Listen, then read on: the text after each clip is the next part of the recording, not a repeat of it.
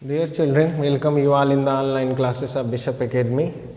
In the last class, we shall discuss about average power associated with an AC circuit, which is ERMS, IRMS into cos phi,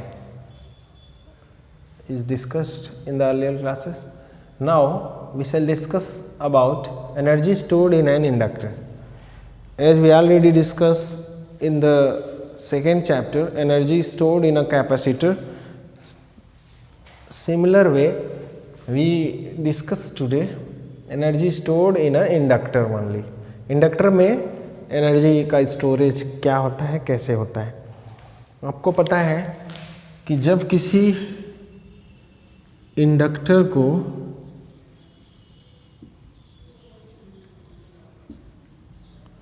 एक alternating EMF से connect कर दिया जाए तो जैसे जैसे EMF यहाँ पर बढ़ेगा तो इस इंडक्टर के अक्रॉस सेल्फ इंडक्शन की वजह से इंड्यूस्ड ईएमएफ भी उसमें जनरेट होगा। ठीक है, अब जो इंड्यूस्ड ईएमएफ जनरेट होगा उसका जो वैल्यू होगा वो आपका होगा E is equals to minus L D I by D t, यानी जिस रेट से करंट चेंज होगा उसी के डायरेक्टली प्रोपोर्शनल होगा आपका इंड्यूस्ड ईएमएफ। अब हमें जो है, अगर हमारा जो ये अप्लाइड ईएमएफ है ये अगर बढ़ रहा है, इंक्रीज कर रहा है, तो जो इंड्यूस ईएमएफ होता है इसका अपोज करता है अप्लाइड ईएमएफ का। तो इस इंड्यूस्ड ईएमएफ को ओवरकम करने के लिए अप्लाइड ईएमएफ को क्या करना पड़ता है, वर्क करना पड़ता है, and that work is converted in the form of energy. It's okay. It means whenever an alternating EMF is applied across a pure inductor, then there is a work done by the applied EMF against the induced EMF through the inductor, and that work done is converted in the form of energy, is stored in the form of energy. It's okay. Now let I be the current,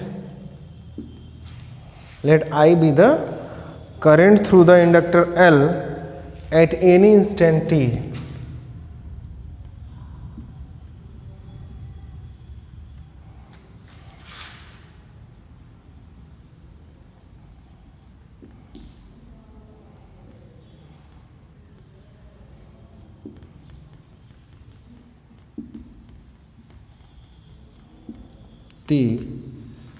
Then induced EMF E is equals to minus L di by dt. Since work done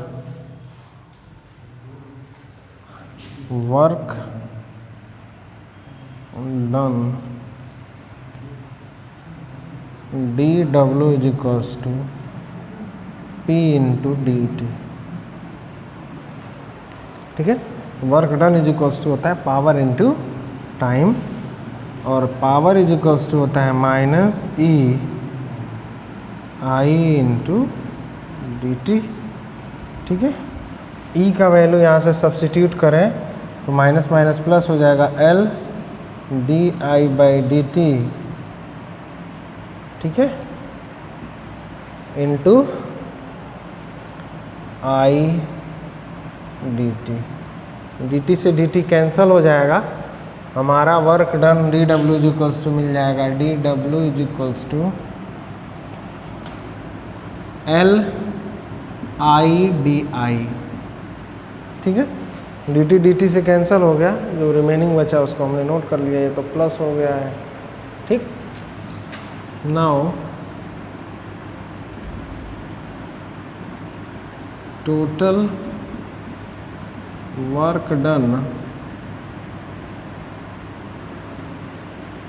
is obtained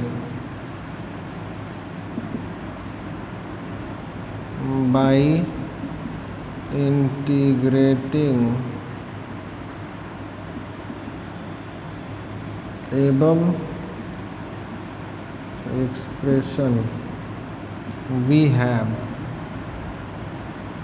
D डब्ल्यू का integral हो जाएगा W, L आपका common हो जाएगा, आई D आई का integral हमें अगर पता करना है तो हो जाएगा एल, आई डी आई का इंटीग्रल हो जाएगा हमारे पास आई स्क्वायर अपान 2, हाफ बाहर कर लेते हैं, एल आई स्क्वायर,